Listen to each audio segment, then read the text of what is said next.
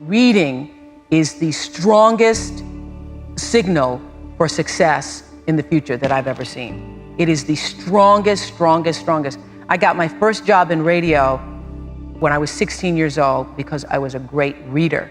Have you ever met a person who was a great reader when they were young who was not successful? You never. It is the absolute best foundation ever in life. I was always sort of really interested in reading when I was a kid, and I read everything that I could get my hands on. I read the encyclopedia. I read At what age? Age 9 or 10. Okay. Well, and not that I actually wanted to read the encyclopedia, but I ran out of things to read, so in desperation I read the encyclopedia. There's a reason why we have the technology that we do, at least in part because fans of science fiction have been influenced by those ideas and have taken those ideas and put them into practice in the world. That which we focus our imaginations on, Tom, is what we manifest in this realm. That's the secret. That's the deal. The thing about a book that you can't get from a discussion is that a book is like a portrait as opposed to a photograph. You know, a photograph, it's click, that's that. A portrait you layer on and layer on and layer on and work over on for weeks. You still have the same single image, but there's this depth to it. And a book enables you to think and then rethink and think and then rethink. And so you can go deeper in a book than you can, I would say, in any other medium. The power of science fiction literature and its connection to the what if is it actually inspires us. It invites us to create the world as a reflection of what we can imagine.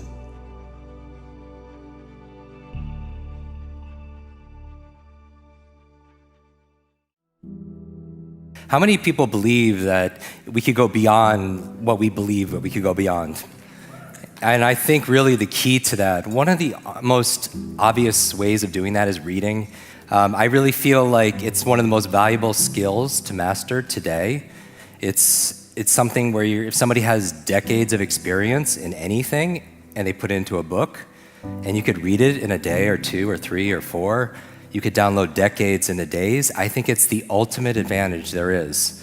And in Game of Thrones, there's this quote saying that a reader lives 1,000 lives. A person who does not read lives only one. First obstacle to effective reading is lack of education. It's not a skill that we were taught, right? You're not born with the ability to read. And the last time you took a reading class, how old were you? 6. So has the velocity, has the variety, has the demand increased a little bit since you were 6? But we're still reading like we're a 6-year-old. Does that make sense? And so you want to upgrade those kind of skills. Second obstacle to effective reading is lack of focus. Lack of focus. How many of you, when you read, your mind wanders and you can't concentrate? One of the reasons why is you're reading too slow. And this is a big rumor being spread around, I think, by slow readers.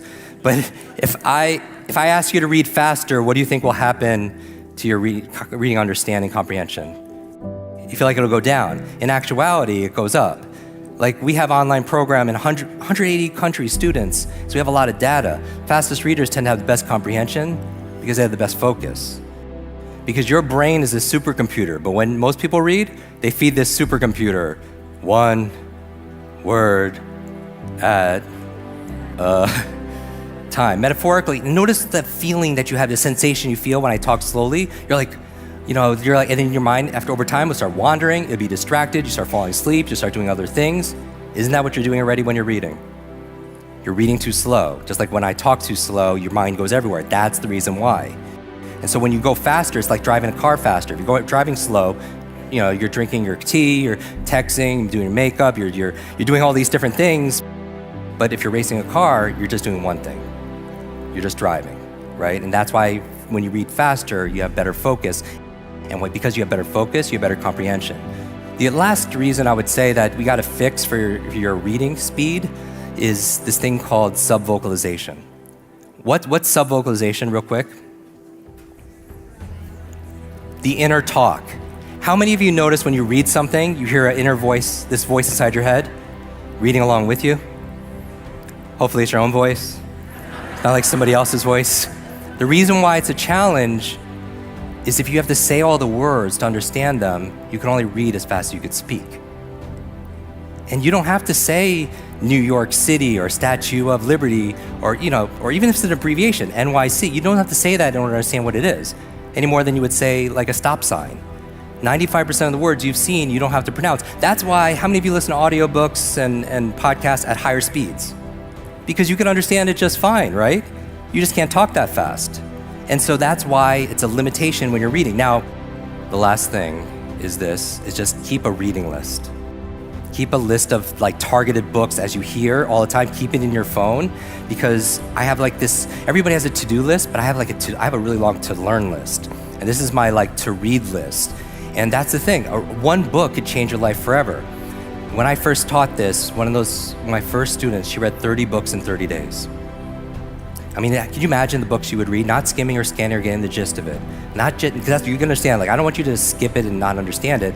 Like, my clients are like, they're financial advisors, they're attorneys, they're healers, they're medical doctors. You don't want your doctor to get the gist of what she's reading, right? So you want them to focus. So what I would say with this is, like, she read this, I want to find out not how. I know exactly how. Because the skills are simple, guys. I want to know why. And I found out her mother was dying of terminal cancer. And the book she was reading, the book to save her mom's life, because she was only given 2 months to live by doctors. And they're reading books that you read, books on wellness, energy medicine, alternative medicine, health, diet. And I was like, good luck, I said prayers. 6 months later, I get a call from this young lady, and she's crying and crying, crying. Finally, when she stops, I find out they're tears of joy, that her mother not only survived, but is really starting to get better. Doctors don't know how, they don't know why. They called it a miracle. But her mother attributed 100% to the great advice she got from her daughter, who learned it from all these books. And I realized at that moment that me, as a broken child who couldn't read for years and years, I realized that would be my mission. That knowledge, if knowledge is power, then learning, and especially reading, is your superpower.